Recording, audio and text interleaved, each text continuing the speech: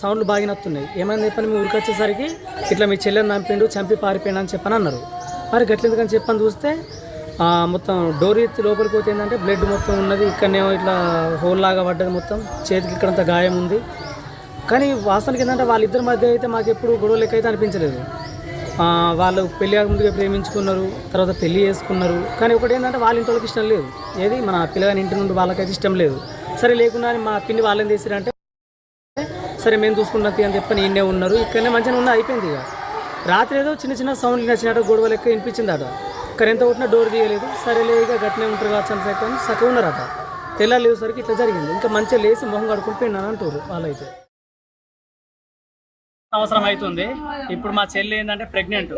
ఇప్పుడు ప్రెగ్నెంట్ ఉన్న టైంలో కూడా జాలి దయాకరణ ఇవి లేకుండా ఇప్పుడు 2 ప్రాణాలు తీసిండు లోపల నా పాపని. ఇప్పుడు మా చెల్లి ఇద్దరిని చంపిండు.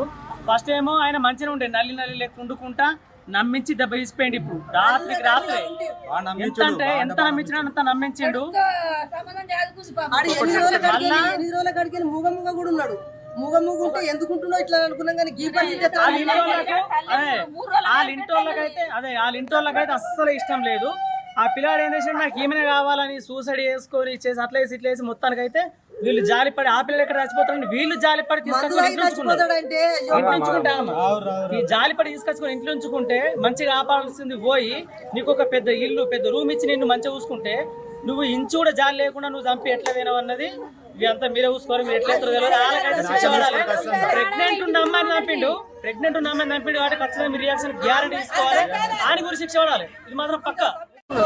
చేసుకున్న తర్వాత ఇంటికి వచ్చినాక మీ ఇంటికి మీరు ఓన్రి భార్య భర్త బతుకురంటే వీళ్ళు భార్య భర్తలు వెళ్ళిపోయినాక అక్కడికి పోతే ఏమన్నా అంటే నేను ఆ పిల్ల నాకు వద్దు, నా అన్నమ్మలకు ఇష్టం లేదు, నా కొడుకులకు ఇష్టం లేదు, నాకు ఇష్టం లేదు, ఆ పిల్ల నాకు వద్దు, నేను ఇంట్లో ఉంచుకోనని చెప్పి ఇచ్చిపెట్టిండు. ఆ కొడుకు ఏమన్నా అంటే మీ ఇంట్లో అమ్మ నాకు ఒక అందరి కొడుకులకు మటుకు ఇల్లు ఇచ్చినావు కదా, నాకు ఒక ఇల్లు ఇవ్వు, నా భార్య నిద్ర ఉంటా అంటే నాకు ఇష్టమైన కోడలు కదా దాన్ని చంపేస్తా, దాన్ని ఇచ్చిపెట్టు, అది మనకు వద్దు అని చెప్పి వెళ్ళ కొడితే మీరు ఏడు ఉండాలని చెప్పి అత్తారింటికి అన్నాడు.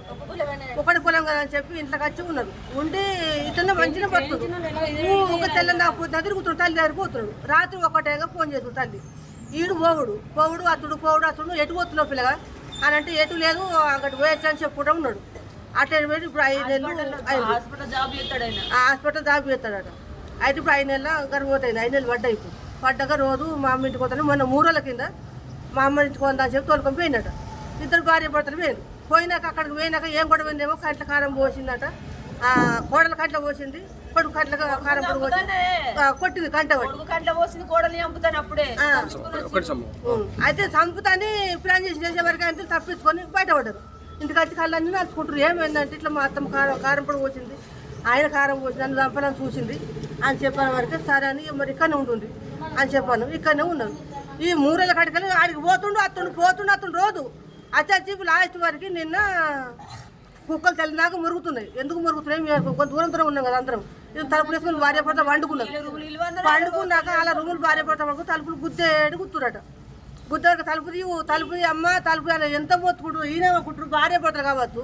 వాళ్ళు దాంట్లో ఆడుకుంటారు, ఎట్లా ఆడుకుంటారు, రోజు పెట్టుకుంటారు వాళ్ళు అని చెప్పాను. ఇట్లా గుద్ది ఎట్లా చంపిండో ఏం చేసినా తెలియదు.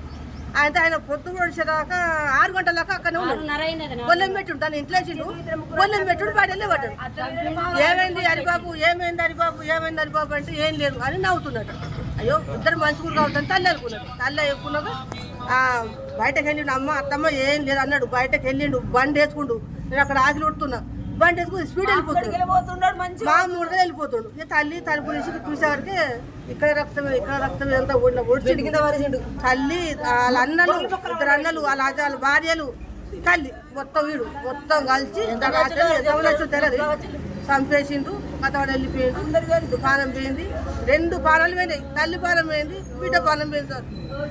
ఆ పిల్ల లేకపోతే నేను చచ్చిపోతానన్నాడు.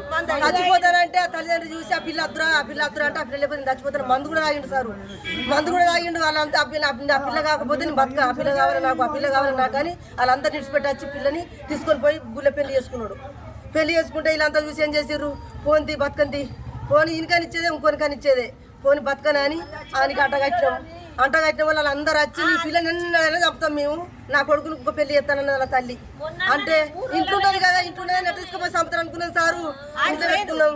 ఆ పిల్ల లేకపోతే నేను చచ్చిపోతానన్నాడు.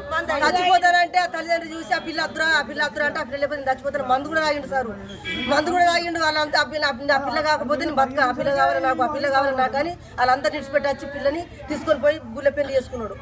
పెళ్లి చేసుకుంటే వీళ్ళంతా చూసి ఏం చేసారు, పోంది బతకంది, పోని ఇనికనిచ్చేదే ఇంకొనికనిచ్చేదే, పోని బతకని అని ఆయనకి అంటగట్టినాం.